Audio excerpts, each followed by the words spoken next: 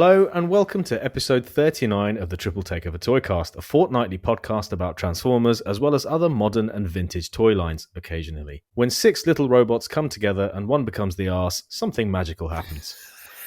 Joining me to complete our combined form are my two co-hosts. First, a man whose breakfast seemingly comes blind packed. It's Six Liam from Toybox Soapbox. What ho? Should we wait for him? Now let him go. Alongside him, it's Transformers Operation Completion himself. It's Sixo from Sixo. And I'm M.A.S.K from TFsquareone. Do you mind? As beautifully packaged as Japanese exclusive gift sets, this week's episode is about the joy of 6. Yes, we're doing Transformers Micromaster Sixcombiners. Lads, shall we get on with the ceremony? Are you saying we should talk about 6, baby? Love 6 intelligence. Let's do it. Man, that intro was something else. Gosh, that really got me. That got me. I hadn't even thought about the whole arse thing. That honestly, in any kind of mental prep I'd done for this episode, at no point had I considered the whole fact that there's a robot that becomes the arse in every case. Neither did Takara by the look of things. Yeah. Exactly. Got out of the way early. Yeah, exactly. Just right in there, isn't it? Right in there at the deep end, as it were. Wow, you really went for it. How you guys doing? Yeah, I'm all right, mate. Not too bad. I'm really okay. So, how about yourself? Not too bad, man. Not too bad. Cannot complain. Mustn't grumble. No, indeed. Well, you got your new philosophy going on, don't you? Are we going to talk about that? Okay. I don't know. Are we not? Okay. Yeah, I'm no longer going to be the old man. I'm going to embrace my youth because I'm still young, right? I collect You're toys. Still young. I can't be that old. Well, you're only a year or two older than me, so yeah, you can't be old. And you're a bunch of young lads. Yes, definitely still young. Liam's still clinging on to his 30s there, like, you know. I'll never age. I'm not leaving him. Yeah, the last few months of it. Right, indeed. Just perpetually 39 from now on. The forever decade. That's what it is. I've even shaved for this episode. I thought you looked pretty swish, actually. You look pretty spiffy. Yeah, thanks, man. The effort is appreciated. Yeah. And speaking of which, there's a correction we have to make, isn't there? Oh, mate. Do you know what? I'd actually completely forgotten about that as well. I'm owning this one. You could have just not mentioned it and it would have been fine. But you are right. It's a correction of a correction, actually, isn't it? Correct. Indeed. That's proper correctile stuff, isn't it? Yeah, so this all relates back to... This is the quilter story, of course, right? Right. Those infamous quilters again. Do you want me to explain? You might as well. Well, I feel bad now because now you've brought it up. I feel like I'm just rubbing it in or something. But sure, they would have been up for that as well. I was going to say maybe they're up for that too. Poor choice of words. But yeah, basically there was some debate, wasn't there? I brought up a story about, this was like 2 or 3 episodes ago, about some quilters that we met in a lift at TFN. And they were very friendly. I think it was 2017. They were very friendly. And in the lift, they turned to me and Maz, but one of us in particular, they winked at and said they were up for anything, wink, and I do mean anything. And that I had said it was Maz that they winked at in the lift. And then you went on record in the previous episode and said, no, other people have verified that it was in fact Sixo that they winked at. And since then, I can't believe the detective work. I want to say that this was not me, but other people in our friendship group that are all on like this shared thread or whatever have gone back in time through I don't know how many messages and unearthed previous details, shall we say, that confirm that in fact it was Maz what was winked at. Is that fair to say? I couldn't lie. The screen caps were right there. I had to accept the fact that I just got that one wrong. Yeah, but hey, I'm flattered. Yeah, exactly. I'll take it. It was a flattering thing. They were up for anything, and you were the anything they were up for, I guess. I want that on my headstone. That's your motto. Right, well, I'm pleased to have that corrected. I feel slightly bad now. I was all up for... Initially, when we discovered it, I was like, oh, just wait, honestly. Just wait for the next recording. I'm gonna twist this one in. I'm gonna, all of that. And then you brought it up like, yep, fair cop. I was a bit like, oh, that's the wind out of my sails then. I'm all about a good deflation. No comment, mate. Don't tell the quilters that. Yeah. Anyway, look, quilter stories aside, let's get on with the show. And the big news tonight is that we do have a new sponsor on board, don't we, gentlemen? Absolutely. Very, very exciting. Yay. So, drum roll, please. It is kapowtoys.co.uk. Thank you very much to them for sponsoring the pod. They have listened to it before, so they do know what they're up for, which is always good to hear. We had, well, it was lovely to see them at TFN, just gone, and I had a wicked display on there as well, and hopefully they had a good weekend. And yeah, indeed, they've agreed that they want to sponsor us, which is fantastic. So that is in addition to TF Source, so it's 2 sponsors now. So we will be talking about both of them in the middle of the pod as normal, but you can check them out now at kapowtoys.co.uk. So they are more of a UK-based supplier, obviously, Transformers, but lots of other toy lines as well. They do various European countries also, not the whole of Europe, I don't think, but you can see their website for where they cover. But, obviously very well known in the UK. And then TF Source, obviously big American company, as you may know. So we feel that it's a really good complement between those two, and we're dead excited to have them both on board. It's the dream team, as far as I'm concerned. We've got the best of both sides of the pond, as far as I'm concerned. Yeah. That's absolutely brilliant. We could not have. This is, I think, what we would have set out for. If you'd told us this time last year, I think we'd have been absolutely thrilled with it. Yeah, I'm stoked, mate. Honestly, absolutely stoked with that. And to add to the good feeling and the good news, our Patreon at patreon.com/triple takeover.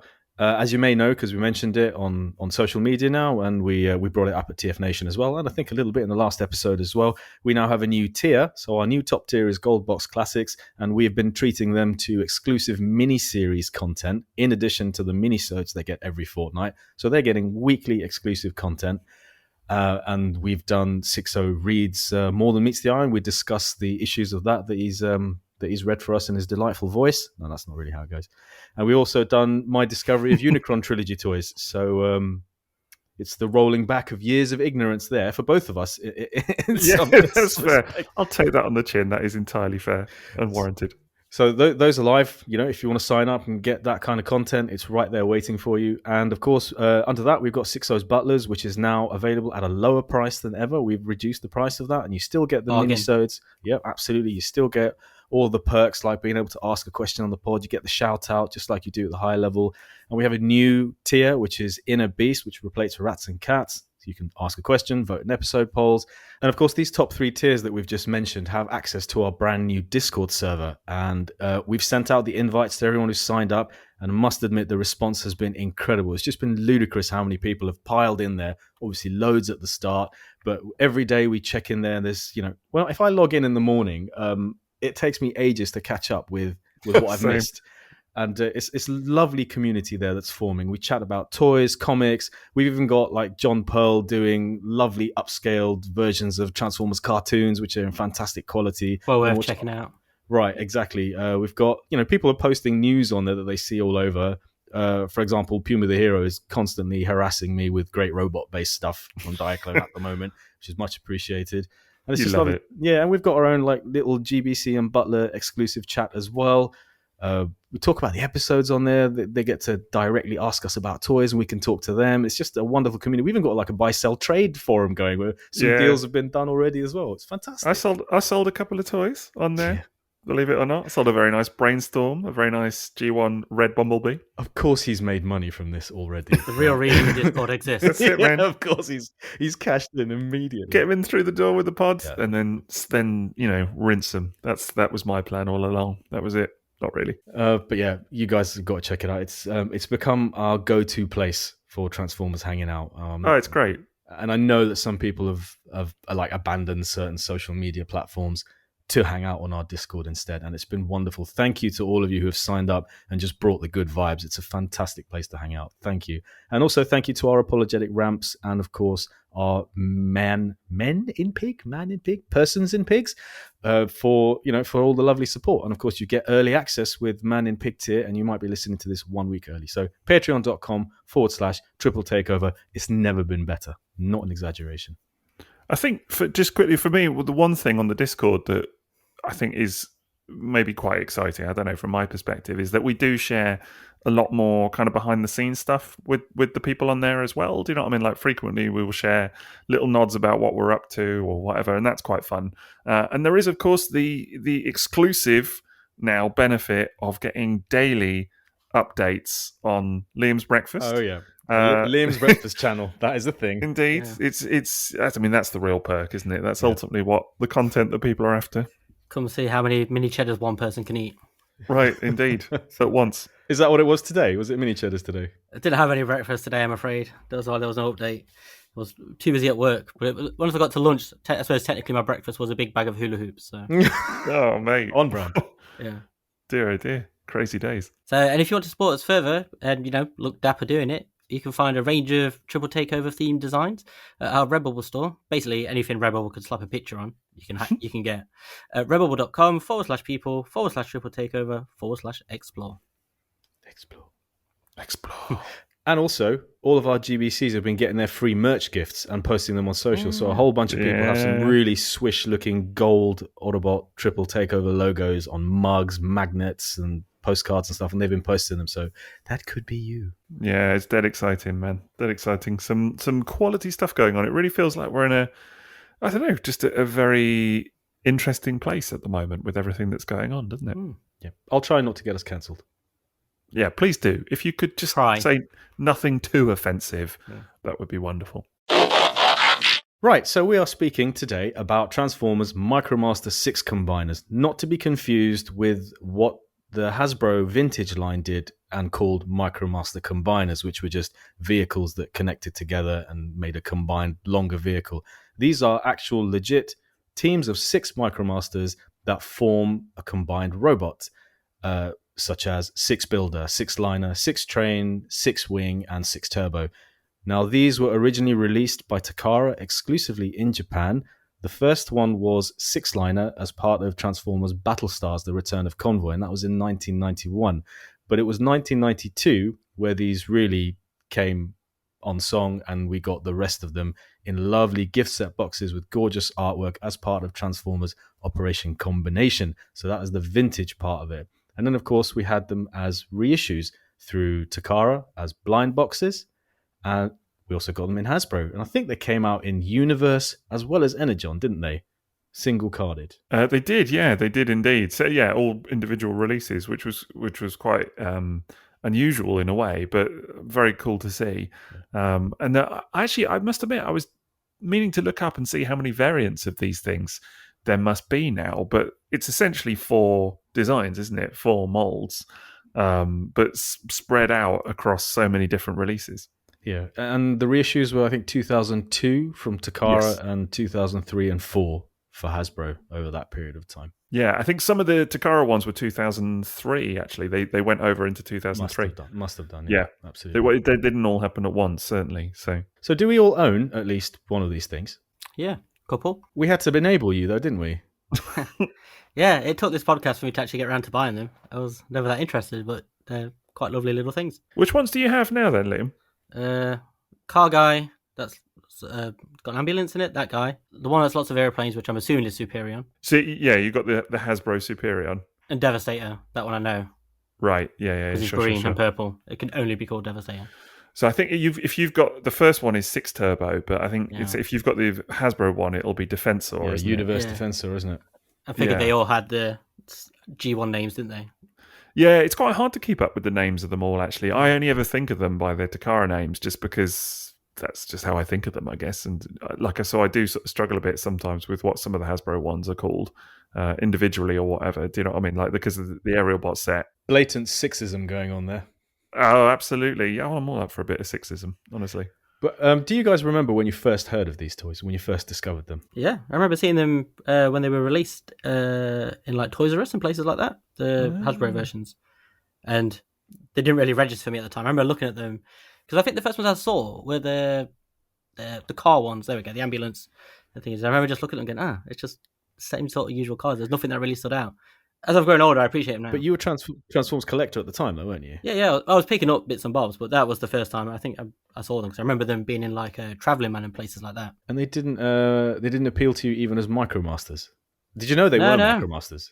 Yeah. Well, I was a big fan of Micromasters, but just look at them because there was nothing that really stood out about them. Because there was like just a normal police car, ambulance, stuff like that. There was nothing like unique where I looked at them. Wow, that's a cool looking, vehicle or something interesting. It was very much stuff you'd already seen because we were not long past the spy changes as well, so we'd already had small little vehicles that are all very similar to this, but bigger. At the time, I really skipped over them, but then I regretted it years later. I mean, it's interesting to hear. I guess looking at it from the perspective of just as individual toys, yeah, it's like an ambulance, a fire truck, a police car. Do you know what I mean? They're all things that we've had as Micromasters previously, not the trains and stuff like that. Mhm. Like that's unique. But and then Six Wing is just a load of jets, isn't it? Just a load of planes, or Superion, if you will, And a shuttle. So and a helicopter. yeah, true. So there is some unique stuff in there, but yeah, I can see why. Like particularly with Six Turbo, I could see that. Yeah, they're more kind of traditional Micromaster vehicle forms, aren't they? Yeah. So as individual toys, yeah, maybe I could. But even like the traditional Micromasters, we'd had like the tank ones, the different squads and stuff, and that's because it wasn't that far removed. So seeing those, it's just like, oh, it's the same old Autobot vehicles you've seen a million times before, rather than it being like groups of really random weaponry and stuff like that, like they'd gone to. Or beasts. Micromaster beasts. Imagine that. Yeah. Like a little woolly mammoth or a little penguin. Oh man, imagine it! And if they combined, Yeah.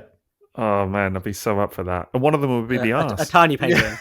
A tiny penguin. A tiny penguin. A tiny penguin, yeah. That's the arse. Yeah. Brilliant. Why has that never been made? Why has it never come up on this podcast? I don't know. Yeah, it just never has, does it? Tiny penguin. No. Where did you first hear about them, Sixo? Did you first hear about the reissues or the vintage? Yeah, I think I don't know. To be honest, I've got to admit the Hasbro versions just skipped me by until really a lot later. I don't recall seeing them in the shops at the time. That was not a thing for me.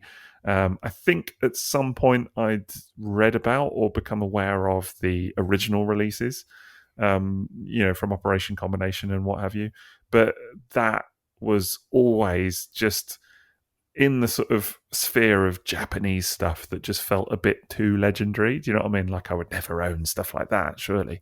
Mm. And obviously now, I don't own any of the original versions. I've only got the reissues, but it feels more accessible now, some of those toys, obviously.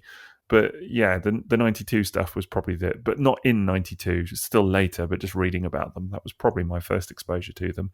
And then I think when I really got back into collecting G1 was when I properly sat down and looked at the reissues and was like, these are actually really cool. And love them, absolutely love them. I've got all the reissues now, and I have not all the Hasbro versions because I don't have the Hasbro Devastator, and obviously I don't have the Hasbro ones of like the ones that are the same. But I've got the Hasbro Superion, for example, and I've got all the Chase ones as well. And at some point, I may even consider getting like a vintage Six Wing because it's so different. Vintage Six Build is different too. Yeah, that's true. It's got white vehicles instead of the different colours. yellow. Yeah, really, really nice looking. Yeah, I would definitely consider that, but they've kind of picked up a bit, haven't they, in terms of price and stuff as well, those two. I was going to say, my introduction to them was from reading about Japanese Transformers, and I think I knew about them before the reissues came out, and I owned them, I think, before the reissues came out, if I'm not mistaken. The first one I owned was Six Liner out of Battlestars, actually, from 1991, and it was a train gift set. And it was Japanese exclusive, and they were much more available at the time. I remember not paying, I don't think I even paid £100 for my unused Six-liner, which is nuts. I remember putting it in my scanner at the time because I had a scanner, and that's how I did the photos for my article. And having a little bullet train Micromaster was the height of novelty, and that was exactly what got me into it, was the train combiners. That's what I wanted more than anything. And I had a few of those gift set boxes. And let's talk about the Japanese line first, because there's a lot about the Japanese releases that still a lot of collectors don't know. They know them through the Hasbro releases and then the reissues from Takara and the blind boxes and the Chase. And I don't think I'm tooting too loud a horn here to say that a number of collectors know them through our photographs, because we share them on social media and then people are regularly asking, who's that? Where did you get that? What is that? And, the originals did come out decades ago. Beautiful gift set boxes, and they were numbered like TF05, TF04, stuff like that. They came out alongside the Turbo Masters and Predators, actually, in Japan. And, of course, the Bruticus and Defensor repaints, Battle Gaia and Garth City. Great line, if you think about it. What an amazing bunch of things that came out in Operation Combination. Quite random in its way from our perspective, because you're seeing stuff that we know from different sources. Like, if you know these Sixcombiners through the reissues, which was just called the Micromaster line, Hmm. then that's one thing. And you might know the Turbomasters as Turbomasters, and you might know Bruticus and Bruticus Scrabble example. City, Yeah.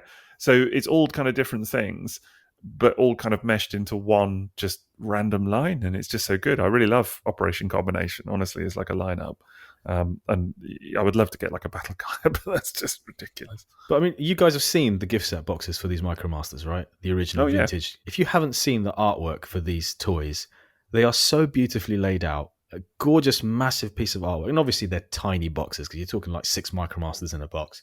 And you're never quite prepared for how small they are, but they are teeny. And then the back of it is just this massive diorama of Sixcombiners and trains and planes and all sorts of stuff. It's just gorgeous. And all the paperwork from it was really standout too. And they had stickers, of course. So you don't get a lot of Micromaster teeny ones with stickers. Obviously, like Skystalker and stuff does have stickers, but these all had stickers and teeny weeny little sticker sheets, including, well, that's the thing. They didn't just combine, did they? They came with combiner parts. Yes. So you'd get pants, you'd get a head, get a torso, feet, yeah. Hands, yeah, exactly. And then you just sort of clip everything together and one of them ends up forgotten on the arse. It's major parts forming, let's be fair. Combining is a very loose term. It's more like Right, attaching something, yeah. hanging something from a coat hanger. It's more appropriate. Yeah, one of them is basically like that, isn't it? It's like one Yeah. little peg sort of swings from it. Yeah.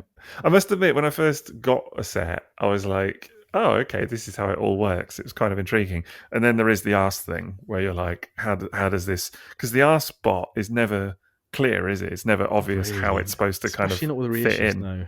No. The instructions are not clear on... They don't really focus on the arse as such. They're just kind of... Just whatever. Do you know what I mean? Here are the 5 that matter. And then the other lad, you just shove him up behind somewhere and... Or not, because, I mean, who would know?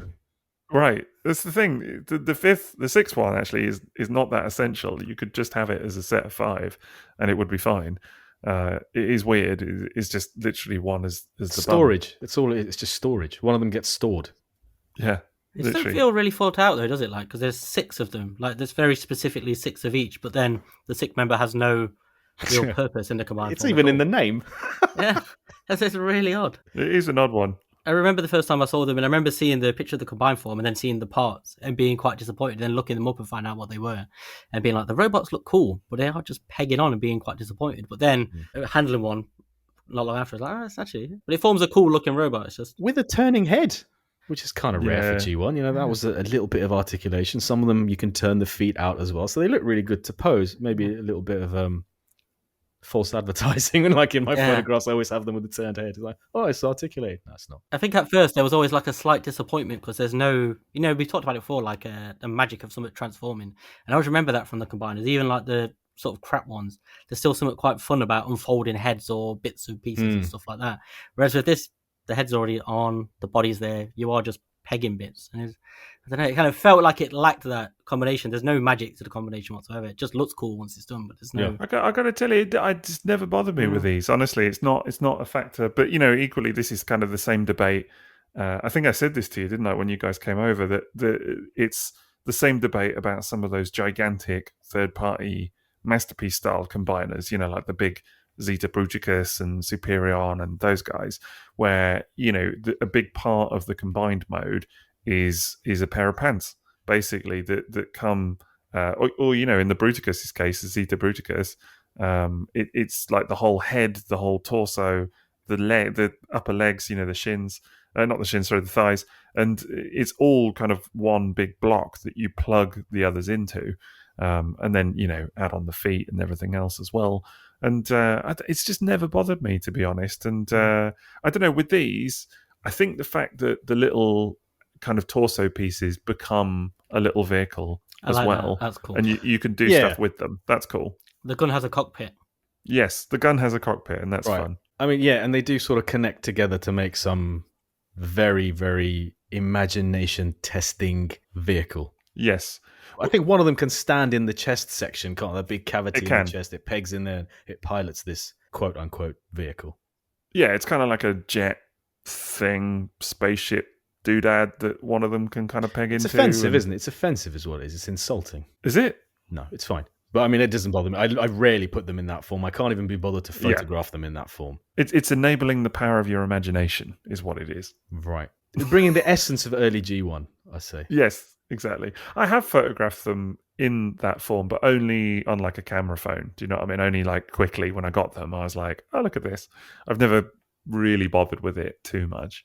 But to be honest, my lads spend 98% of their time in combined mode anyway, I think. Yeah. I really did think when I was collecting them as reissues that I would play with them a lot more. And I certainly did when I had loads of spares. But as soon as I had my collection and they were all displayed as combiners together, uniform, it's very, very rare I will decombine one. It happens naturally anyway. You pick one up and the arse falls off. And you're like, oh, I'll play with this one. And then you stick them back on the arse. That's kind of how it goes. The legs do fall off sometimes because they are...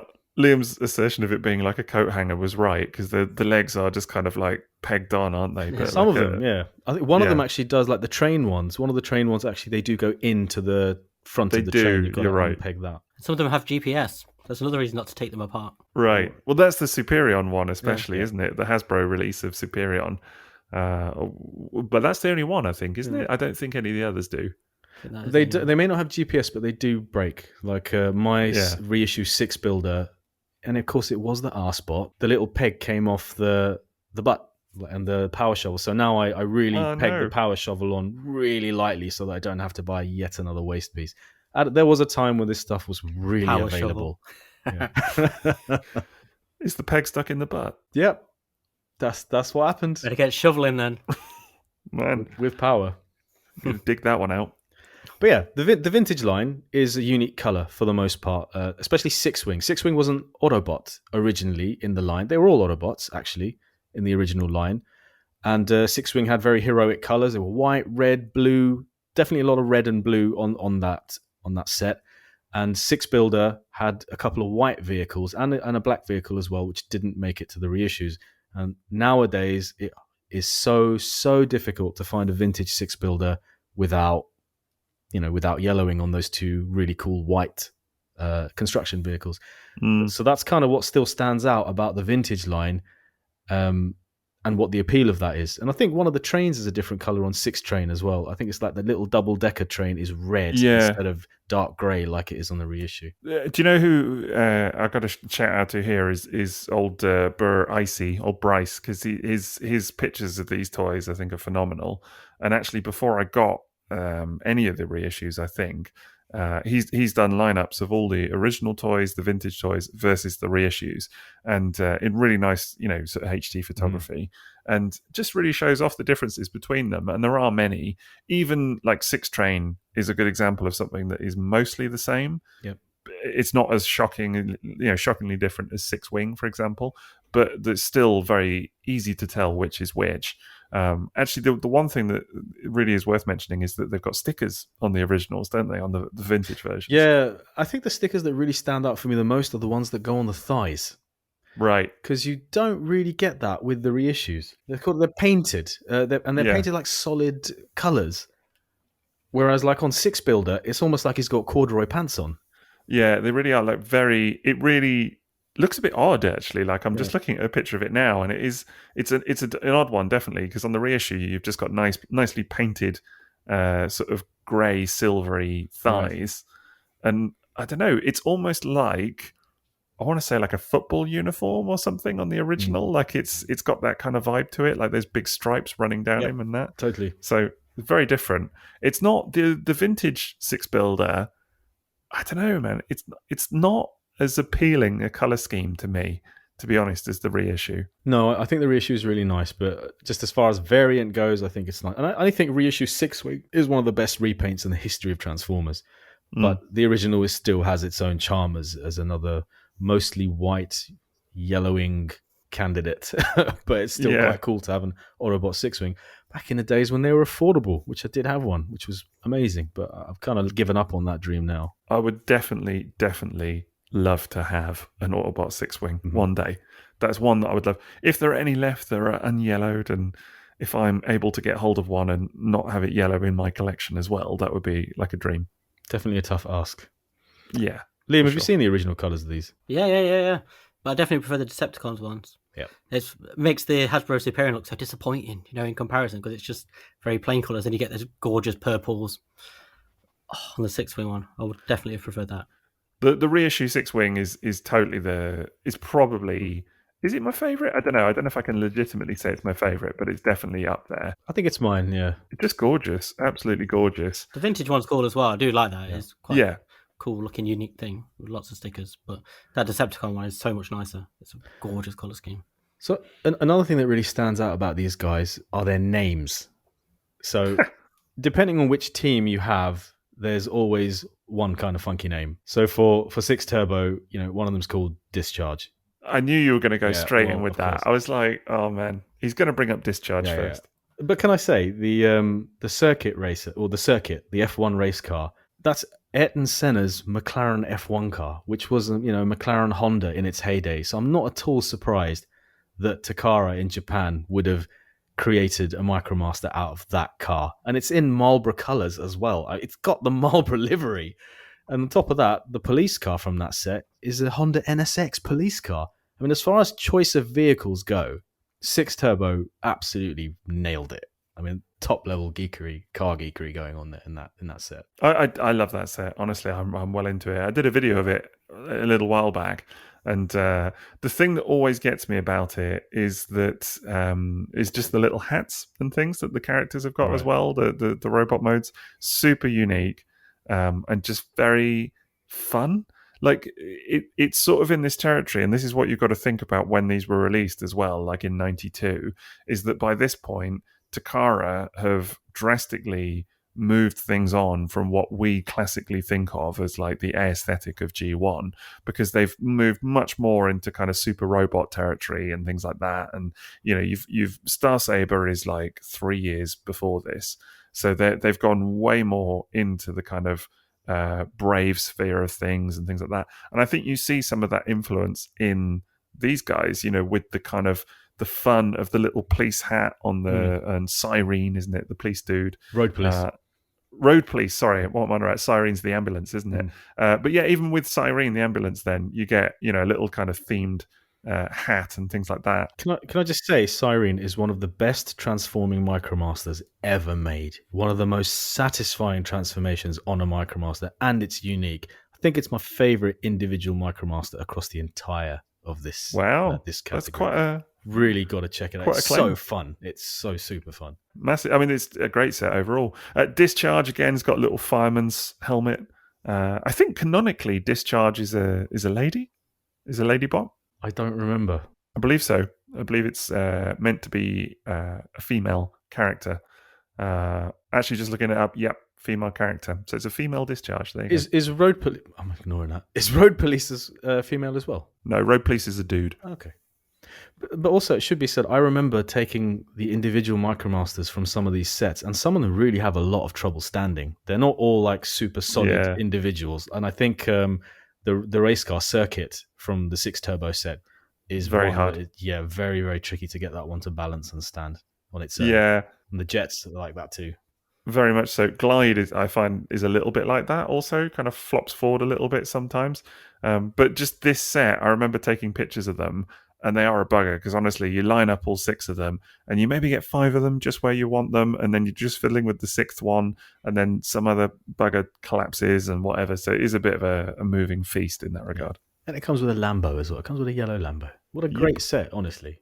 That one I did have at the time. That was the only one I picked up, I think. Carded Hasbro version of it. Yeah, the Lamborghini. There was something very nostalgic seeing that. Yeah, totally. Neo wheel, yeah. Well, I mean, speaking of names, the 6 liner has a couple of belters in there, like Alan and Joe.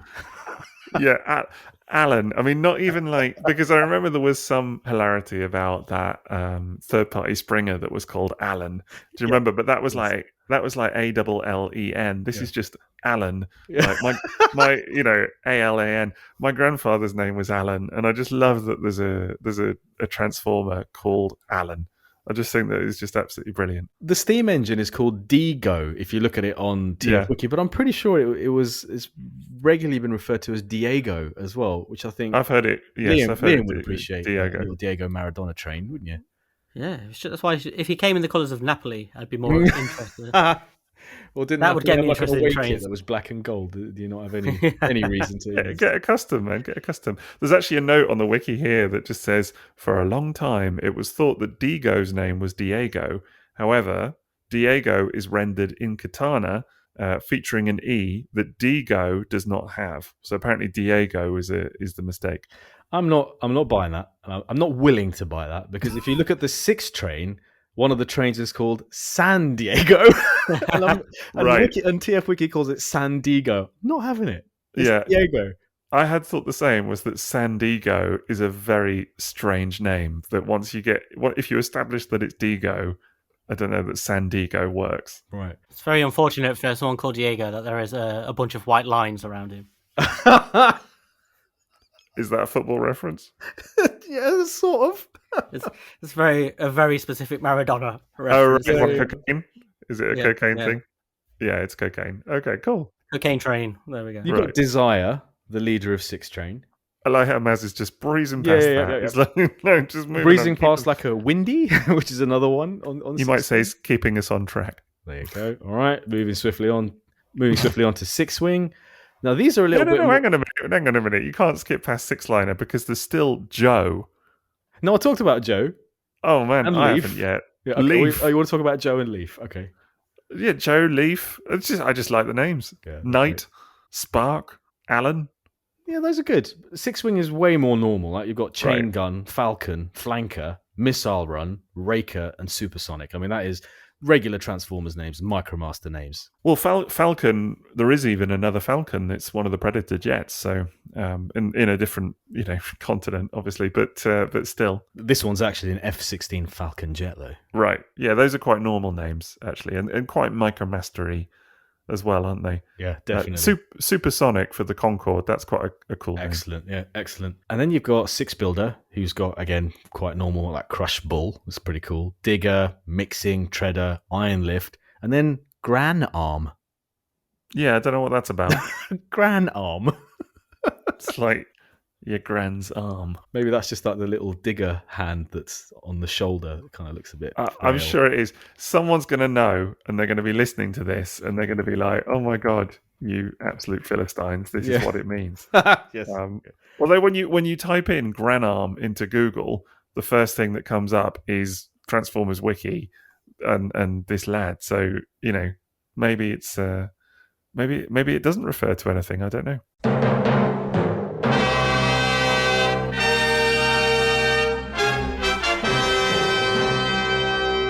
So you were talking about the head sculpts on the individual guys being related to their alt modes, and of course, I think isn't it true that some of the construction guys in 6 Builder also have like a little construction hat or like a hard hat or something on one or two? Yeah, I think they do, don't they? I think they do, which is pretty cool. So it's just a lot of love kind of baked into it. You can tell that when these were designed that they had a lot of fun with it, I think. And it really kind of comes across in the way that they're put together.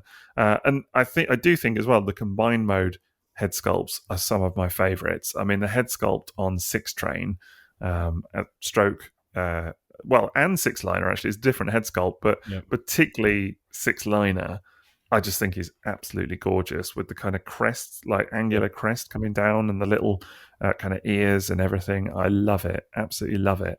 I think they're all great. Like 6 liner, 6 turbo, all of them look fantastic. But for me, 6 train is, dare I say, probably one of my favorite head sculpts in G1. Yeah, it's right up there. 6 Turbo as well is really striking.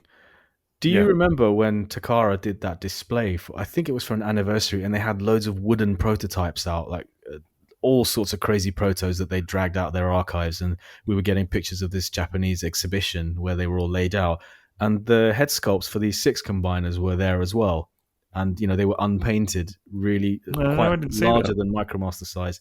And they had those out too. That was quite amazing to see, because I didn't know who it was, and then someone said that's actually 6 Builder. I looked at it carefully. I was like, yeah, it is, because he's got those really distinct kind of pointy ears that go outwards. So you're right; they have incredible combiner head sculpts, really classic G1, and those individual head sculpts are kind of very brave, isn't it? The kind of that's what I was saying. It really is for me, like just that kind of playing into, because they did a lot of that kind of themed stuff on a larger scale with a lot of brave bots, where it's like it's a police officer and, it's a police car or whatever, and they have a police officer's helmet. And there's exactly what you see here, just on a much more miniature size. And I think it's great, honestly. It just really kind of plays into the fun aspect of it. I don't think it's going to be for everyone, like people that want to take Transformers uber seriously or whatever. And that's okay. That's fine. I think for those that like this kind of thing, there's just that little bit of fun to it. Yeah, they've all got really nice head sculpts. I quite like Six Turbo. His head sculpt's pretty cool. The Micromasters always had lovely heads, little tiny detailed faces and stuff. Yeah, you can't really go wrong with Micromasters, can you? In general, There's surprisingly good heads out of them. No, I'm not saying that. Yeah. They've always got surprisingly good head sculpts of Micromasters. Do you view them as Micromasters, or do you display them with your other Micromasters, or do you see them as a completely separate thing of like small Transformers combiners from Japan or something else? How do you sort of fit them into your collection? Oh, definitely with Micromasters. They're not displayed at the minute because I've got no room, so they're actually on a display of Masterpiece toys at the moment. But yeah, they're definitely Micromasters. They always felt like them. They were always called Micromasters as well, weren't they? Yeah, they were. I remember the little blind boxes and stuff. Always did they not say Certainly. Micromaster on? Yeah, they did. Yeah. That's the thing I remember most is the blind boxes. Yeah, the reissue line was specifically called Micromaster, and then they even throw in stuff like Landcross as a Micromaster, even though it's very clearly not, which is a strange one. But I actually don't have them displayed with Micromasters, funnily enough, but there's no reason for that other than I kind of have them on a shelf with lots of other Japanese exclusive stuff, typically. But I do really like them alongside other Micromasters, and I guess fun fact that's always occurred to me is like one thing about these toys is that if you think about it, they're the only scaled combiners in G1, aren't they? Yes. I took a photo of them just for that reason once. I had a bunch of Micromasters in vehicle mode and then these guys standing in combined mode, and they did look like giants. I mean, they're tiny toys, but they looked like giants because they are to scale combiners. Absolutely right. Which is really fascinating because I always remember thinking, I mean, I love stuff like, G1 Defensor or what have you, Superior, all of those guys, but they are small combiners compared to, I mean, even stuff like Piranacon or what have you, they're not much bigger than regular size bots in some cases. Like I remember posting a picture quite recently of a G1 Six-Shot versus Piranacon, and a lot of people were like, what? How is it that Six-Shot is, if anything, slightly bigger? And it's just the way it was with combiners. Like, you just kind of accepted it, didn't you? That combiners were typically quite on the small side. But with these guys, they're actually properly in scale, and it's quite exciting to see. I love seeing them all lined up, but I just, as I say, just have them on a different shelf. That's how I've got them displayed on my shelf, actually. I've got all the Sixcombiners, and then all around their feet, I've got regular Micromasters. So they do stand out in that respect. But yeah, that's a shelf where toys fall over a lot. Yeah, I bet. I was going to say, that's probably why I don't have them next to each other, just for that very reason. I think I have the Superior team actually in jet form, and I think they're all on top of Airwave. They Oh, are in that's the cool. Micromaster bit. Again, mostly for space-saving reasons, but it looks cool. I bet that does actually look that's really cool. idea. Yeah, I've never really mingled them with like the bases and stations of the kind of the Western G1 stuff, but I really should kind of break out and give that a go at some point. Kind of do a few more photos or whatever. Well, you've both pretty much got them all now, so you could do a complete Micromaster city and have these little giants standing in between. Not too much unlike the photographs and diorama that Takara did on the back of those vintage gift set boxes and in the catalogs. That would be really nice to see. Good for you, bastards. You are inspiring some ideas there, my friend. Let me tell you. I did that with the was it the Siege or Earthrise Micromaster set? One of those, and in the background, the dead ones. The dead ones. Yeah. What do you call it? I put them with the Micromaster stations. I put them all together, the ones that I had, and had them around that and in the background. It was pretty neat. They were great photos, mate. Yeah. Do you remember that? The Transformers will return after these messages. Right, well, it's that time for the part of the pod where we talk about our sponsor for the evening. And tonight, of course, it's not just one, but two. And we are very excited to have two sponsors on board, as I mentioned earlier. It is tfsource.com and kapowtoys.co.uk. We're going to check out TF Source first, as ever. And you can check, as I say, find them at tfsource.com for all your Transformers and third-party needs.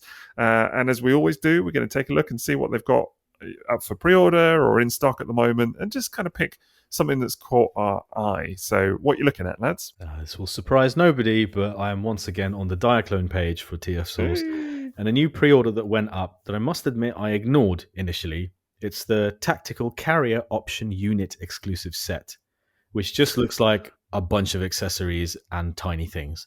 It's And bits, isn't it? Yeah. It's just bits. And when that was first announced, I don't think I cared much about it at all. It looked like an easy pass.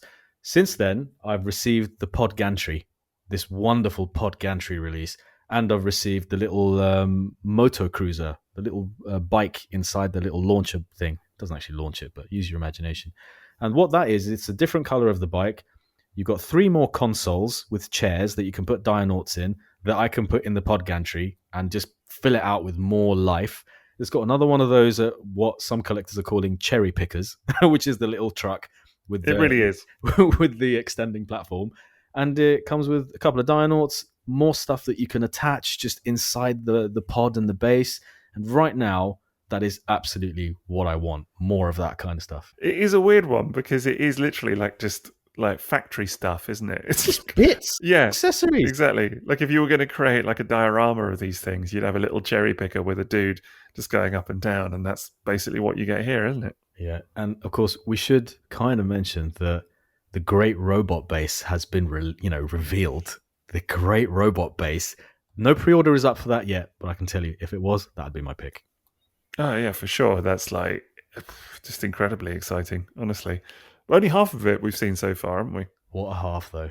Yeah, pair of legs. yeah. That's an arse, isn't it? That's a good arse.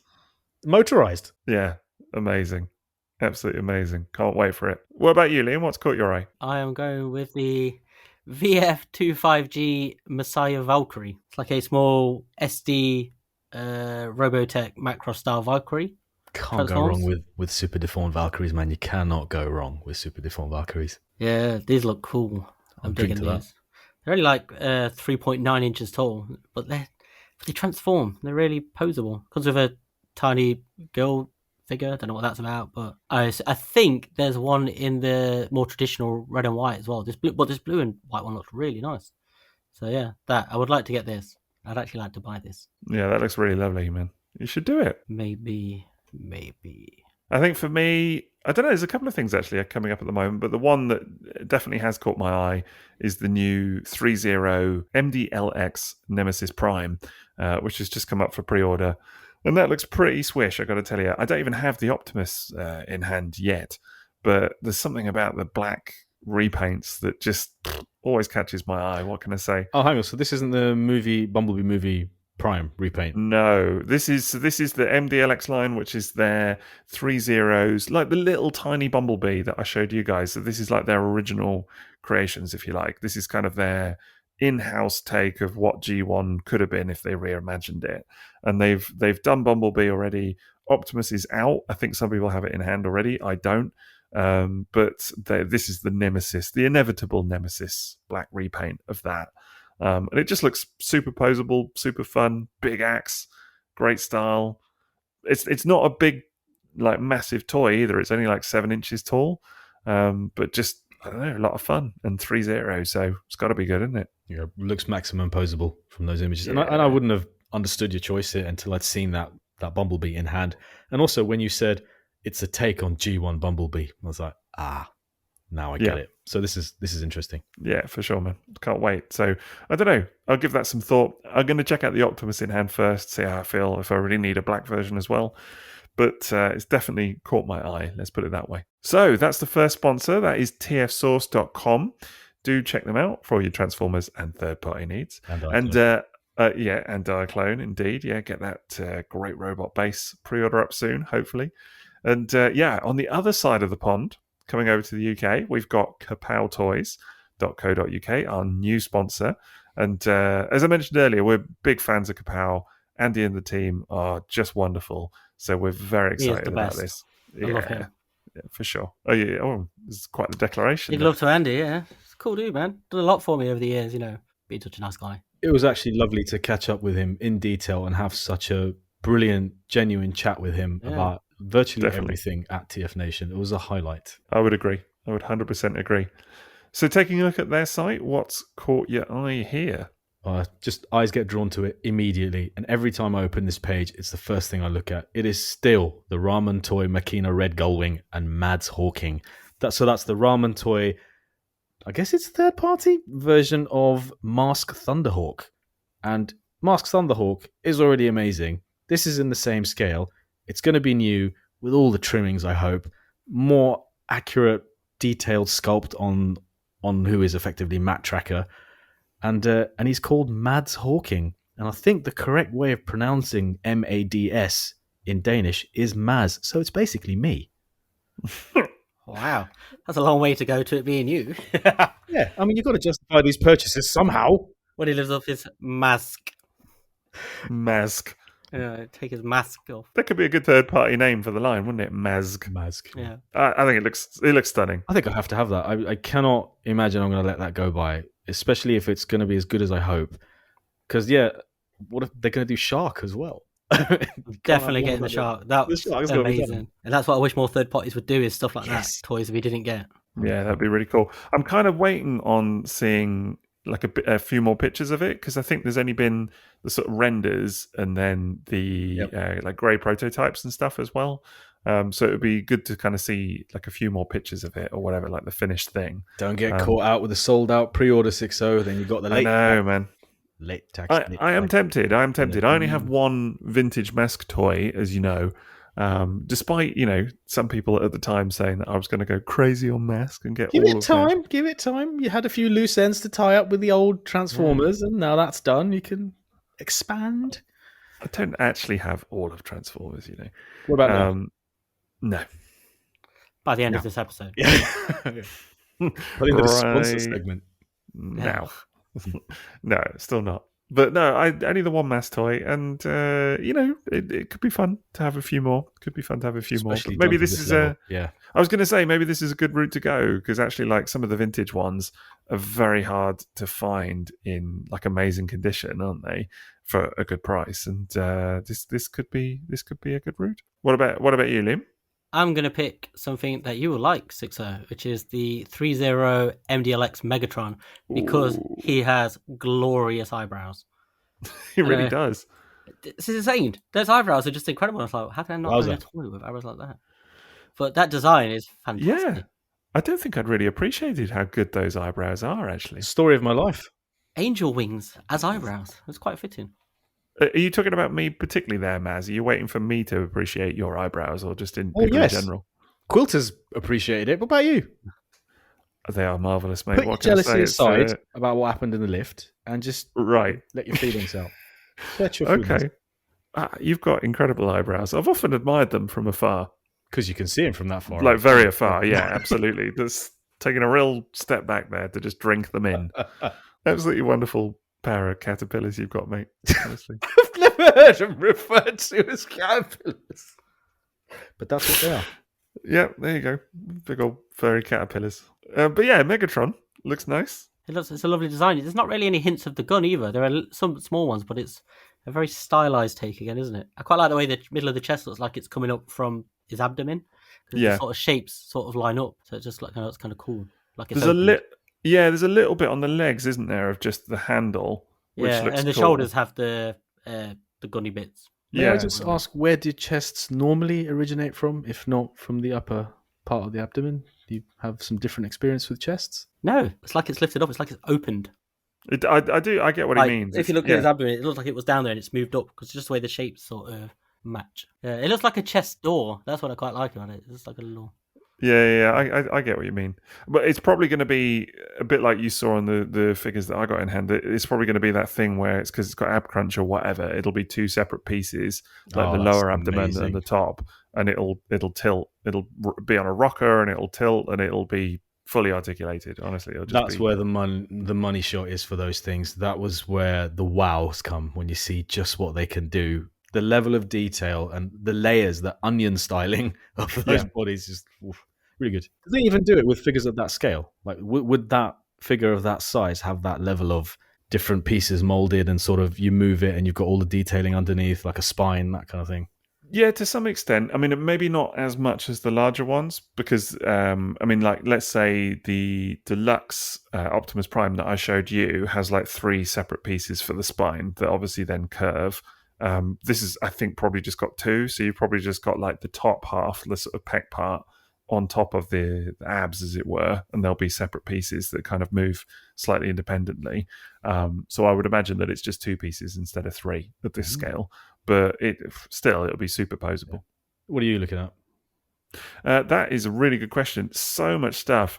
Bizarrely, actually, the thing that really caught my eye was that She-Hulk figure, if only because I've been watching the show and absolutely loving that show at the moment. I can't even tell you. It's just so funny. Like, laugh out loud. I saw one that was on today. I don't know if you've seen it. I yet. haven't. Yeah, I mean, obviously no spoilers. I'm not going to say anything, but very funny, very funny. So that definitely caught my eye. In terms of actual Transformers or related toy lines, there's the old Fans Hobby Double Dealer, which I think looks immense, honestly. Well into that.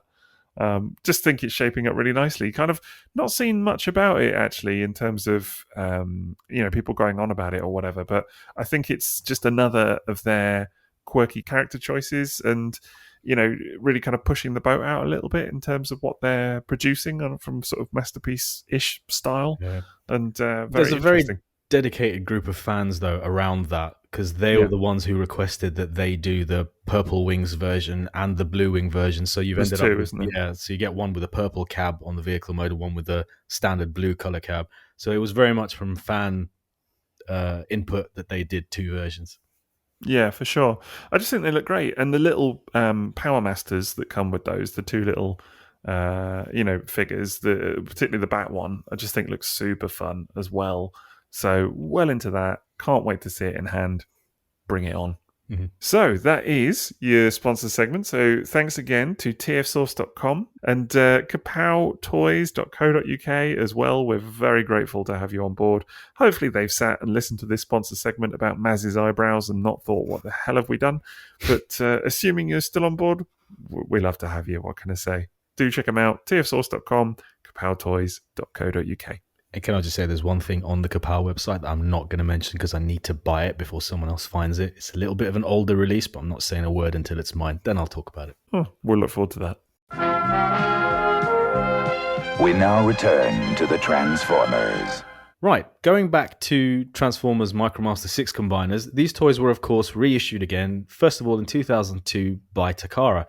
And instead of packaging them in their original gorgeous gift sets where you knew exactly what you were getting and you could get them all in one hit, and for anyone who attended our TF Nation panel or has watched it on our Patreon, I am not the biggest fan of blind box packaging. And this was the example I used in the photograph on our slide. So they released the 6 members of each team. We got 6 Wing, 6 Builder, 6 Turbo, and 6 Train, and 6 Liner, in fact. As blind box individuals. They were not packaged in any other way. Now, you did get a little number on the front of the box. There was a little hole in the box where you could see the instructions, and they had the number of the figure. So you knew what you were getting. But the thing here was that in each little case, you also had chase figures. And each of these wonderful Sixcombiners were now repainted into chase figures. And of course, even some of the standard releases were repainted, weren't they? They were, yeah, indeed. So, and the chase figures, man, are so awesome. But just because of the blind boxes, exceptionally difficult to track down because, there's no point buying sealed ones, let's put it that way, because you just don't know what you're going to get. I mean, I guess in a way, you can't really have chase figures without blind boxes, can you? No. As such. It's part of the thrill of the hunt, I suppose, in trying to find them. But by its very nature, it does imply that you're going to be buying potentially multiples. But the solution with these for me has been where somebody ultimately has a complete set already and then is selling them as a job lot. So you get the white 6-wing just fully combined. But there's definitely, I don't know, we've talked about this a few times, Maz, and there's sort of 2 schools of thought about which is the more kind of accessible route. Because I know at one stage you were trying to track down individuals, weren't you? Because you were hoping that it was going to work out a bit cheaper. Right. About that. The only reason I did this, the only reason I collected these again recently. I mean, I had them all at the time, virtually all of them, and I sold them years ago. And then recently, I bought a lot on Facebook. Actually, I say recently, we're talking like 4 or 5 years ago now. I was going to say, not that recent. Yeah. It was, and someone had 2 of the individual red 6-train guys, and they worked out about £1.50 each. I mean, I just thought, I was like, look, I'll just buy these, and I'm sure I can find the rest. Eventually, I did come across the rest, and for some crazy reason, I ended up buying all of the Chase figures in this fashion, just bit part. And with White 6-Wing, it's by far the hardest of the lot of the Chase figures to get. So this is Berserker 6-Wing, white, stunning little gold highlights and cream highlights. I had to find a post on TFW that was 7 years old. I went back 7 years on the sale forum, and I messaged the guy. I was like, dude, I know. Is there any chance you didn't sell these? I didn't see an update. And he goes, I do actually still have them. I was like, you have to be kidding me. So this dude from 7 years ago didn't delete his sales post, didn't sell them, didn't try again, and he just still had them lying around. So I could bet I bought the rest of them. I was like, that's it, White 6-Wing done. And it was a wonderful day. There were celebrations in the street. Everything was fantastic. I'm glad it's not just me that does stuff like that. No, oh God, it was wonderful. But yeah, getting them bit part is exciting, but extraordinarily stupid. Just buy them in one go. Christ. I mean, I have to say that is what I did. Just one go all the way. Apart from the red 6-liner, because that 6-train, I should say, because that was a gift. That was a birthday gift from some wonderful people. So that was very nice. That was. I suggested that because I didn't think you should be subjected to the stupidity that I brought myself. So. Yeah, that was actually the first Chase one that I got. But even then, the white, you're right, the White 6-Wing was definitely the hardest. But yeah, getting it all in one job lot was easier. But even then, it just doesn't pop up very often, does it? And it's expensive. Like individual members of it are running 50 to 60 quid. Like individual repainted Micromasters. I mean, come on. But and now that we've mentioned it, it's going to get worse. Yeah, this is it. I think actually that's one where I would definitely say that it's probably even cheaper to just get the job lot because I think the individuals. Yeah, I've seen the individuals crop up for crazy prices for sure, and just to the point where you're like, come on, you're chancing it now. So yeah, definitely get that as a job. But you've got to do it though, and that's why I did it, because I thought I may not see that individual again, and maybe the next time it's offered for sale, it's only 4 of them. And I've got to tell you, if I didn't buy them individually, I actually haven't seen a complete set for sale since I bought mine. I know you got a complete set, but I didn't have access to that seller, and it was I still wouldn't have a White 6-Wing if I hadn't bought them individually. So I'm just disagreeing with myself there, but. No, that's interesting. I did see actually some of the individuals, the white ones, pop up just in the last week, I think, on a Japanese site. So they do crop up, but it's few and far between for sure. And they're yellow. That's definitely the one. That's the other thing, is because they're yellow as well. Yeah. It's a total bugger, honestly. It's just, why would you do this? Honestly.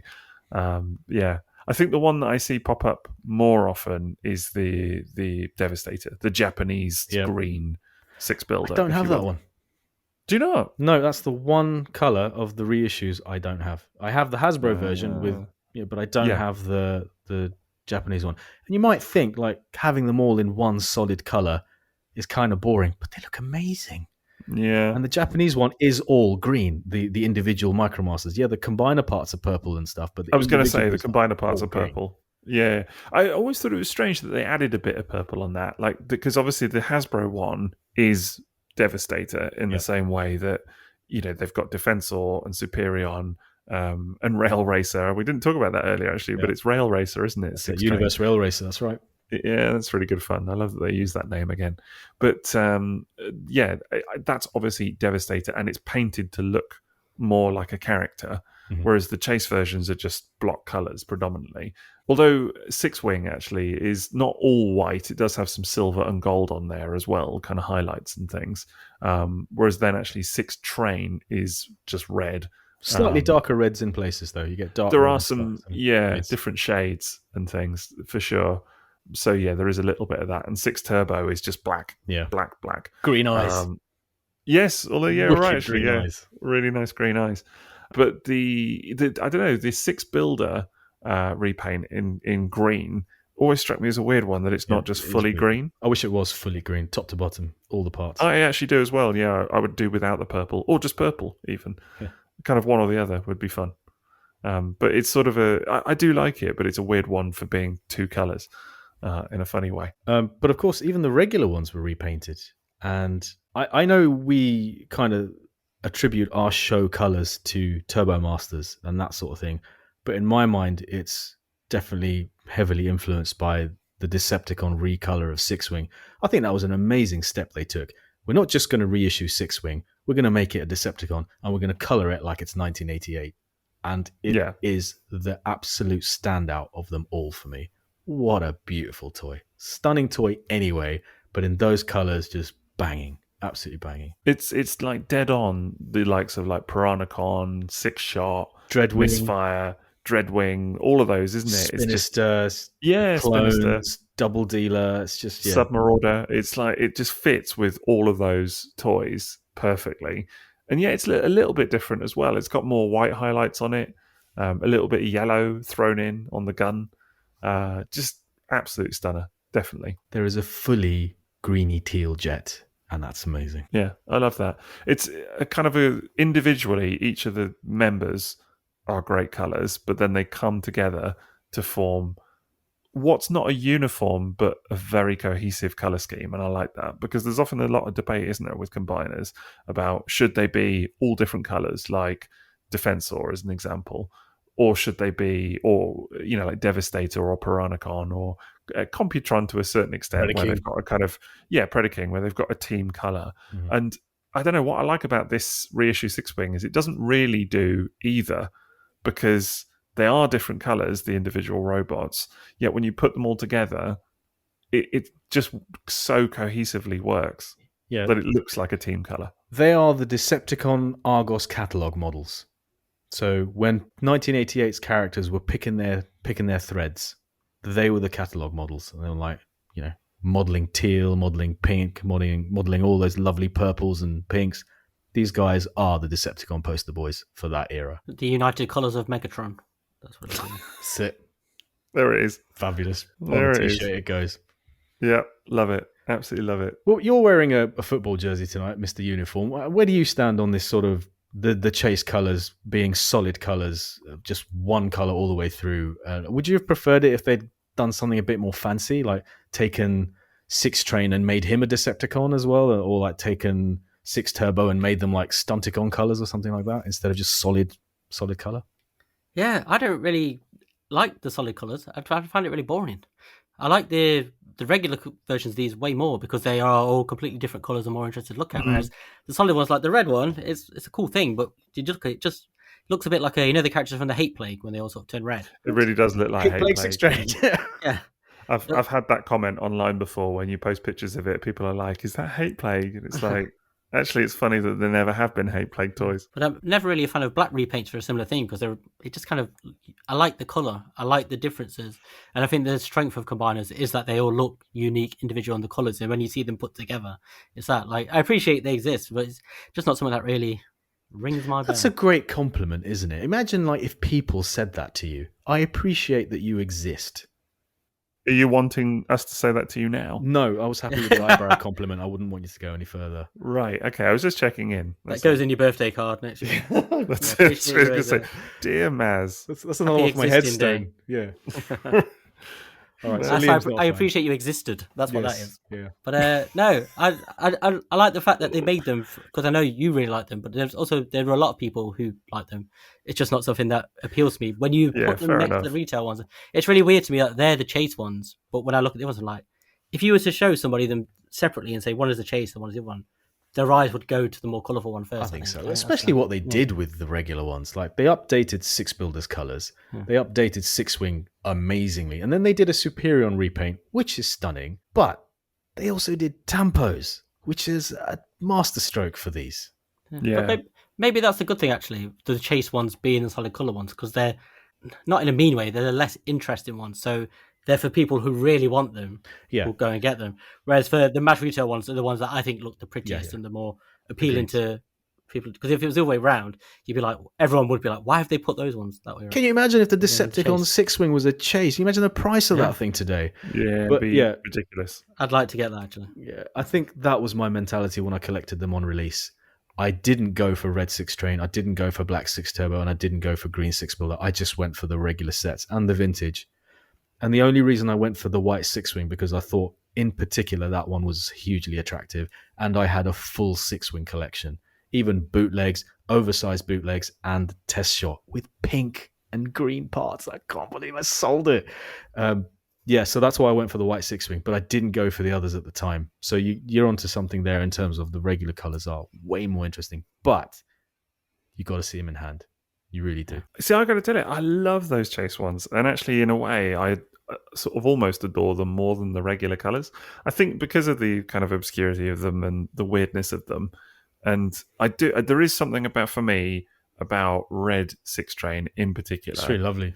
That I think is just so striking, honestly. And I get it's probably hard to kind of capture it in photos where it's not just like, it's just red, but it's just so striking up hand. I remember getting it for my birthday actually from you fellas and some others as well, and just being blown away by it. Honestly, just how I didn't expect to like it as much as I did.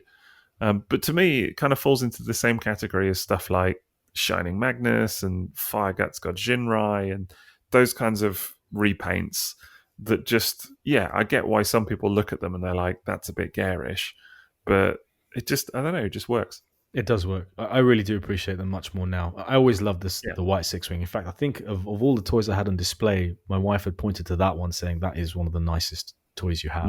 And it really does stand out. Yeah. But the tampos, let's go back to that because I think that's a major part of why these reissues are so lovely. The stickers on the originals are interesting, but they peel, they fade, the corners get worn. On these, they're just lovely and they're just presented so beautifully, and I love those tampo sections. I think if you're going to collect these sets and you're not worried about being completionist or whatever, and you just want to experience the sets, I mean, outside of the Hasbro versions, then these Takara reissues are the way to go. I mean, why would you get the reissue? Why would you get the originals over the reissues unless you really want to make your life difficult, right? Because they're going to be difficult to track down, expensive, yellowed, worn stickers, all of that. Whereas the reissues, this is, in my mind anyway, how to do reissues because they're lovingly updated. They've got advantages over the originals, even though they're fundamentally the same toys. And they've got differences in color schemes and things to kind of differentiate them as well. Like Macross reissues. Right, exactly. That's the thing. So there's a benefit to having both. So vintage collectors can really kind of feel like, I've still got my original item that has its own charm. And there's a sort of difficulty with tracking that down and whatever. But the reissues are more accessible, well, to a point now, because they are definitely increasing in price. They're disappearing, They are, but still, they're way easier to track down. That's the thing. You'll find them in lots on Facebook groups, because they had the Hasbro equivalents, and those are the affordable ones. Those are the ones to get. Regularly, I see the Defensor, the green one, because it's not a chase for Hasbro. That was just the color that Hasbro released Six Builder in. They didn't do the regular Six Builder colors or the reissue. They did the green and purple. And you see that for 25 quid regularly in lots. Same with Six Turbo, same with which is Defensor, and Trains less so nowadays. I think that's why probably Liam hasn't got it because it hasn't turned up recently for us to link him, so drunk Liam could buy it. But definitely that is the way to go. I think if you want to spend as little as possible, find them in like Hasbro lots in the US and the UK and in Europe. That is the way to go to get them on a budget. Oh, for sure. Yeah, if you literally just want to experience the molds, yeah, definitely get the Hasbro ones. Although again, the Superion has the GPS snafu, doesn't it? But yeah, because it's actually like his fists are gold plastic. They're just painted white, so you've got to be really careful. I haven't messed with Same that. with his thighs, isn't it? Yeah, and that's a set I bought at retail, and I remember buying a couple of sets because people at BotCon wanted them, and we took some to the US on Paul's table, and we sold them there. We just handed them over to people because they were not available in the US at the time. The UK was the place to get them. So I remember that set at retail, and I really missed it when I sold mine. So I was thrilled to get that set back, and I still I love that set so much. It's the red helicopter especially is super lovely. The one that goes on the R spot. Got red arse. It's got a red arse. There you go. Yeah, it is beautiful. Absolutely, I love it as well. I do think it's a good example of like another repaint they've squeezed out of this already gorgeous toy that looks fantastic in its original Autobot colors, incredible in the reissue Decepticon colors, and then yet and the white version as well. You know, the chase version, and then yet the Superion version feels entirely different. So. What else? You know, what else can you ask for? Realistically, it's just they keep pumping it out in different color schemes, and I love it. Yeah, I wish we did get more. You were saying that you can understand why the reissue is the way to go, but I also really understand why the vintage appeals. I mean, those gift set boxes and that artwork. I mean, ideally, what you'd do is you'd get an empty gift set box because those are easy, and you'd put the reissue colors in, and you just have this gorgeous display of like red 6 train. Black 6 Turbo in a vintage box. I really don't want to talk myself into this. And yet. Anyway, names. There were some pretty interesting names on the Hasbro releases of these. And the Universe ones, right? Yeah, yes. Universe Energon.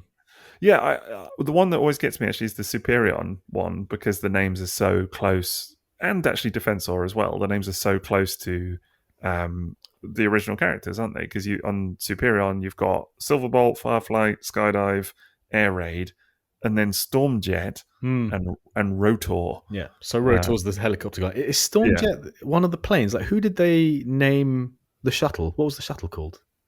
That is a very good question. Yes, the Stormjet is the space shuttle. How funny. How unfitting. Yeah. Should have called him Galaxy Shuttle, crying out loud. Absolutely could have done. Stormjet is a weird one to go with, actually, for that. Shuttle. That would be so on brand for the names that they gave these guys. His motto could be "Every day I'm shuttling." Absolutely could have been, yeah. Indeed. You've missed your calling. You really have. Hasbro, give me a call if you ever bring Martyrs back. Hasbro are going to hear this and they're going to hire Liam to write. Well, they should. Bob Budiansky style. They're gonna hire him to write all the bios. Dozens of notebooks over a weekend. That's what it'll be. That'd be brilliant. Do you just hold up with a load of toys and lots of rum? Oh my god, alcoholic names. You've just described his life, right? It's just we asked you for toy names, but you've sent us a cocktail menu. I just love the impression of you sat there in a hot tub with a rum in hand and an unreleased Hasbro toy, just coming up with nicknames and things for them. It'd be brilliant. Bubble. There we go. Hasbro, if you're listening, it's a different kind of Stormjet. Indeed. The train once had some funny names too. Like one of them was Tankor. Yes, I was going to say Tankor was the one that really got me because obviously it's a name taken from Beast Machines. But it's funny because it really works for trains as well. It's just hilarious. So I think that is of all the kind of name slaps that we've had in Transformers, that's probably one of the most. There's that classic name for a toy again, name slap. Love that. Name slap. It's definitely one of the cleverest. And robots in disguise names too. Midnight Express, Rail Racer, Rail Spike, Rapid Run. And then Swindle randomly. What? Yeah, one of them's called Swindle. Nonsense. Yeah, what? 100%. Yeah, could have been Astro Train, Yeah, well, it could have been, but it's not. Could have been Edward, Henry, James, Phil, Thomas, Steve. Troublesome Trucks. We've had a third-party Thomas, haven't we? Yeah. But more train bots, never a bad thing. Yeah, they could have named him after Thomas the Tank Engine trains. Percy, Gordon, James, Toby. I thought you were doing your Patreon rundown. Yeah, the other thing that got me about the Defensor set is that, clearly Hasbro had lost a trademark at that point because it's Autobot Groove, which is always the sign, isn't it? Just slap the name Autobot in front of it and you're fine. Is it not that they can't use certain nouns like jazz? Like it's not an obvious Transformer name, it's a thing. I think you may be right, actually. Yeah. Not so much just a loss of trademark, just that, Same with tracks and stuff like that. Yeah, right. Although what's interesting here is that in the Protector bots, it's kind of the same deal where you've got 4 of the classic names: Groove, First Aid, Hotspot, and Streetwise. No blades, but then you've got Prowl and Red Alert. So honorary Protector bots in this case. Yeah, I guess they took the logic of there's no helicopter in this set, so no blades. But then they could have bizarrely had blades in the Superion set, but they Yeah. called him Rotor. Right. And that would have been kind of fun, actually, to make that blades, wouldn't it? Yeah, because he's a Decepticon, one of the Combaticons in Robots in Disguise, Rotor, wasn't it? Yeah. Well, why on earth Yeah. didn't they call the shuttle Movor then? Right. That's true. Yeah. Stormjet. Yeah. And Stormjet actually is a RID name, isn't it? It's the name that they used on the Jetstorm repaint. Because it was, because I remember it was Jetstorm and they turned it into Stormjet. Yeah. Not Galactic Stormjet. Could have put anything in front of the storm. Right. Indeed. Yeah, just make it a bit more shuttly. Might as well just call him Storm Surge. And that's all like that. Yeah, very true. I still think Shuttlor is the best suggestion I've heard so far. It's actually pretty good. And then it's a similar story with the Constructicon set because you've got Scavenger, Bone Crusher, and Long Haul. And then the others are Quick Mix, Jeez. random, Hightower, and Buckethead. Buckethead's great. From Guns N' Roses. Yeah. Yeah, indeed. Yes, it is from Guns N' Roses, isn't it? Yeah, maybe that's the reference. So what is your favourite name out of all of the Takara and Hasbro ones? One's got to stand out for you of all the names. I mean, if Discharge doesn't stand out for you, then what? That's definitely got like Italian G2 Inferno energy there that you would call Yeah, the flying for truck. sure. Yeah, it's 100% the one that I very often, don't say very often think of. That's not what I wanted to say at all. But if you ask me any of the names, if you ask me what's the name of one of the Micromaster Sixcombiners, Discharge would be pretty up there. Wasn't one of the trains female as well? Wasn't Windy female as well in the Japanese 6 train set? You just reminded me of that. Anyway, Liam, what name stood out for you? It can't not be Diego. Yeah, it's got to be. It's the Maradona thing. It just had a little 10 on the side. You know, like these sometimes have like D10, you know, the like Destron numbers. If they'd call that D10, it'd be perfect. I also like Alan, for obvious reasons. Alan was what I was going to go for. Yeah. Alan is absolute perfection, honestly. So I just checked, and you are right. Windy is a female. Thought so, yeah. Female character, yeah, indeed. So, which is cool, isn't it? That's good. It is cool, actually. I wish they'd do more of that, actually, where they're just like, don't need to explain it, don't need to kind of have a logic for it, just this character is female. Mhm. Fine. Get on board, I guess. Ow.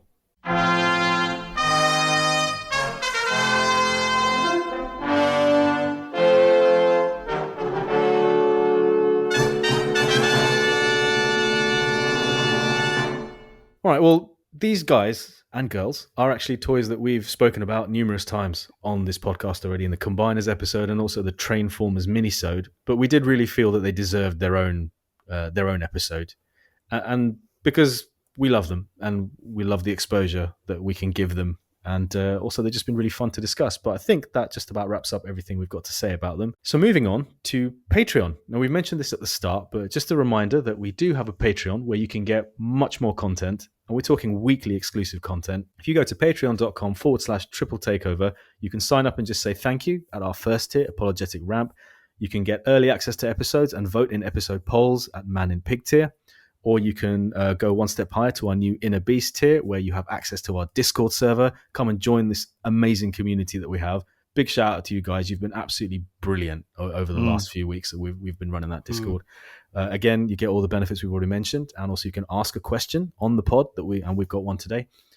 Sixo's Butlers, cheaper than before and more than before. So you get more for less. You can commission a mini-sode. You choose the topic out of the list, or if you can't have a really good topic that we want to cover, you get to listen to everyone else's mini-sodes as well every 2 weeks. And there's the Discord server. And then finally, we have our Gold Box Classics, our top tier now, where you get fortnightly mini-series like Sixo reads IDW More Than Meets the Eye, or I collect Unicron Trilogy toys. And also you get a free piece of merch for signing up and all of the other perks as well. You will literally have us in your ears every week with exclusive content, in addition to the regular episodes that we have. It's a no-brainer. Imagine. You also get a shout-out on the show. But before we do the shout-outs, we are going to take a Patreon question. So this is a question from Alec Meir, who has asked us, before Dreamwave and More Than Meets the Eye addressed the issue, who or what did you lot believe the white Optimus in a robot in Ultra Magnus to be? I mean, without question, it's the armor-coated, hate plague resistant Optimus from Return of Optimus Prime, isn't it? That's what I always thought of it was. Yeah, same. Hate Plague Optimus Prime. That's what I thought it was. Oh, so it was not like Butler Gloves Optimus Prime for you? Well, for me personally, no. I mean, the Butler thing was more of a recent revelation, but no. I remember watching that. I had it on VHS as a kid, and remember watching it. And as soon as I saw Ultra Magnus, the toy, I was like, oh, that's clearly a reference to that. I think even as a kid, that's just what I assumed it was. And I don't know. I think it was really with the Masterpiece MP2 that I started to kind of associate it more as like, that's not what it is. So it's just been synonymous with that episode for the longest time for me. Not so much now, but certainly at the time, yeah. For me, it's always been the opportunity to own the Optimus Prime cab, but as Ultra Magnus, because I didn't see Return of Optimus Prime until collecting as an 18, 19-year-old. So for me as a kid, it was always Ultra Magnus, but hey, it can sort of be Optimus Prime because I never had Optimus Prime, but it was just Magnus's inner guy. So I hope that answers your question, Alec. And as I mentioned, if you are a Sixo's Butler or a Gold Box Classic, you get a shout out on the show. This list has grown very, very long. So from the top, our Butlers and our Classics.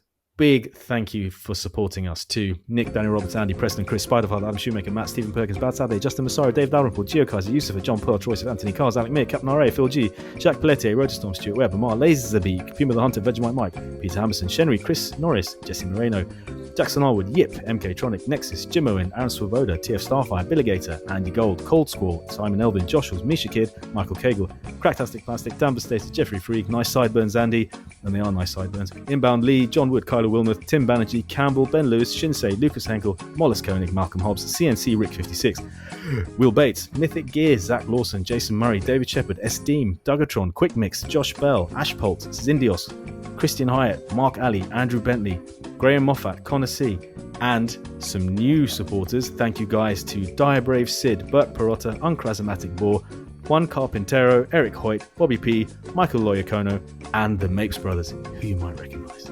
What a list. What a list. Amazing list. It is worth just saying that we are so appreciative for everybody that's come on board with Patreon.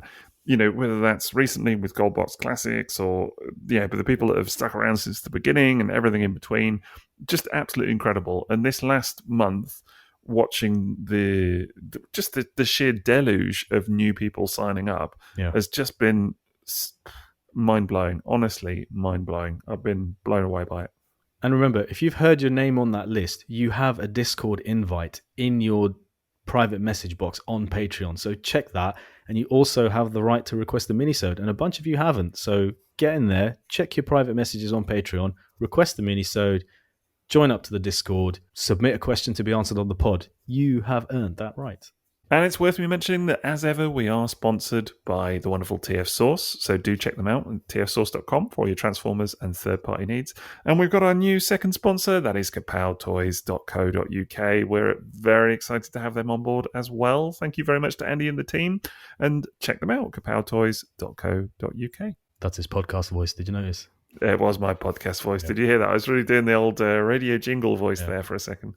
And like I said at the start, if you would like to wear some cool merch or, get some coasters or any of the many, many things Redbubble will put our logo on, you can head to redbubble.com/people/triple takeover/explore. And if you'd like to follow us on social media, you can find us at triple takeover, all one word, on Facebook and at triple_takeover on Instagram and Twitter. Maz, where can they find you? At TFsquareone on Instagram, Twitter, and Facebook. I'm at Sixo TF on Facebook, Twitter, Instagram, YouTube, and Patreon. And I'm at Toybox Soapbox. Anyway, there's an at. Just like Hasbro, we've taken these legendary Takara sets and separated them out for maximum profit and hopefully painted them in a tasteful new light.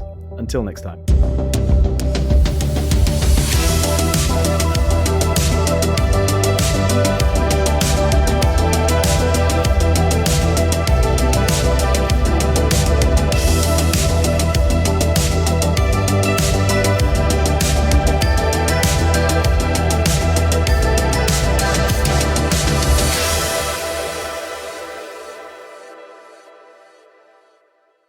As the arse.